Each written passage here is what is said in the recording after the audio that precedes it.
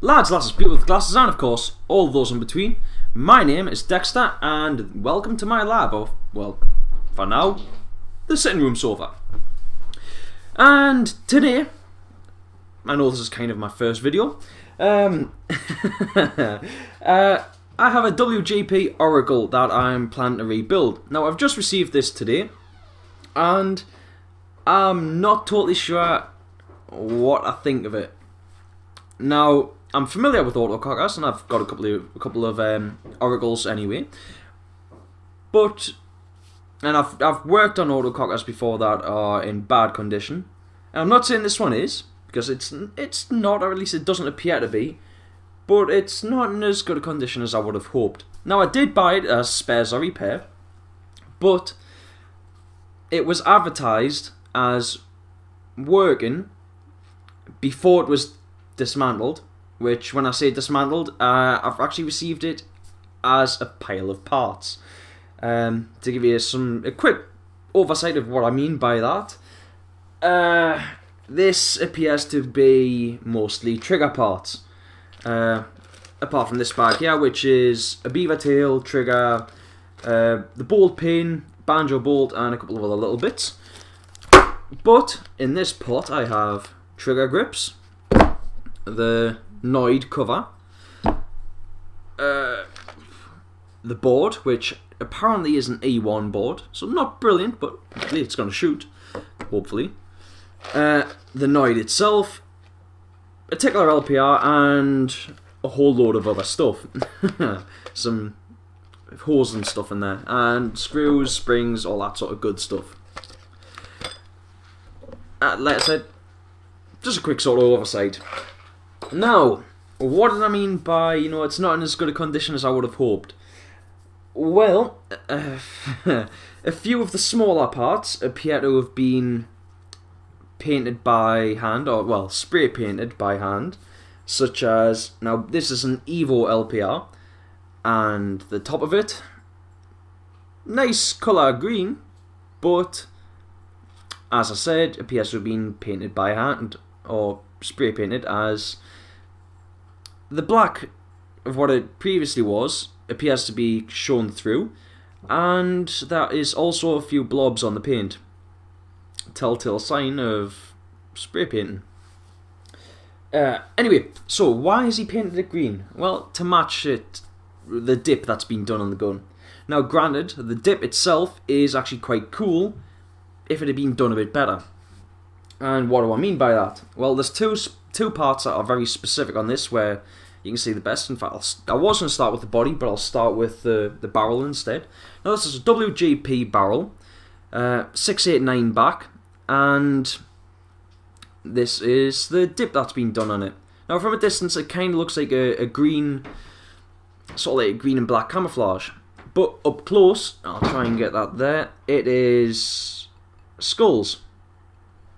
Now, yeah, granted, it's kind of cool until you get to the back of the barrel, where you can sort of see, I think there it is, where the dip has joined. Not brilliant. Now, when you're dipping stuff, well, to give it another coating, that's going to happen. It's a sad fact, it is going to happen. But it's normally best to try and do that on areas that aren't going to be seen. Now, with a barrel, it doesn't matter where you do it, it's going to be seen. So I can kind of forgive that. Except for, if you might be able to see down the inside of the barrel. I'm not sure how good that's going to show up, but some of the dipping has actually gotten on the inside of the barrel, and it's kind of left the bore a little bit rough. Now, I'm hoping that isn't going to make a big difference in the long run, and I'm hoping that maybe, once it's had a few hundred shots down, that might smooth out a bit. Or I could try polishing it, but I'm not sure how that'll turn out. Other reason why I believe that, well, part how you can tell it's been spray painted was when I got the rammer, it was all wound with masking tape that was coated in spray paint. But passing on that, getting on to the body. Now, the body, I think, has taken the dip really well. Except for, yet again, on the top, where you can see a line along the top here. Now that, it's not a huge deal, but it does kind of annoy us a little bit. There is also a few marks down the sides, well, in the groove where the cock and rod goes, oh sorry, the cock and rod's on that side, but the mirror side, where you can actually see the same sort of problem. The dip hasn't gone all the way in. Now, that all I can kind of forgive.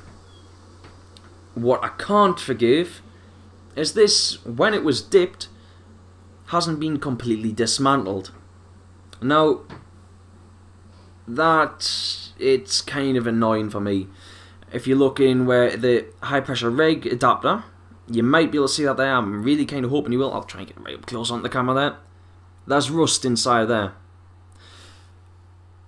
The high pressure reg adapter hasn't been removed when it's been dipped. Now that would have been ideal if it had been, but it hasn't. Now what I'm worried about is I want to check that O-ring in there to make sure that that's sound. And I also need to check this and make sure that there's going to be air flowing through there and that hasn't been blocked by the dip. But to do that, I'm going to have to remove it. And in the process of removing it, I'm afraid that I'm going to crack the dip. Now the dip along the bottom here isn't brilliant, but that's not going to be seen once the trigger's on. So yet again, that's another thing I can kind of forgive. Except for not removing the high pressure reg adapter.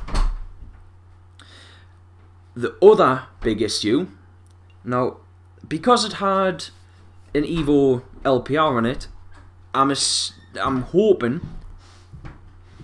I'm kind of hoping and kind of not hoping that there is an Evo valve inside. Can you guess why I'm hoping that there's not one? You might be right, you might be wrong, I can't tell because I can't hear you. But they haven't removed the valve when they've dipped the marker as well. And I don't think you'll be able to see it, but I'm going to try anyway. The valve is still inside there. And you can see it's got some of the dip on it. No, I ain't brilliant. And I'm hoping that it's not beyond repair. Maybe it's just need a little bit of a polish and it'll be okay. But only time will tell, and I'm going to have a go at the rebuild. So I'll get back to you and hopefully we'll get this thing working.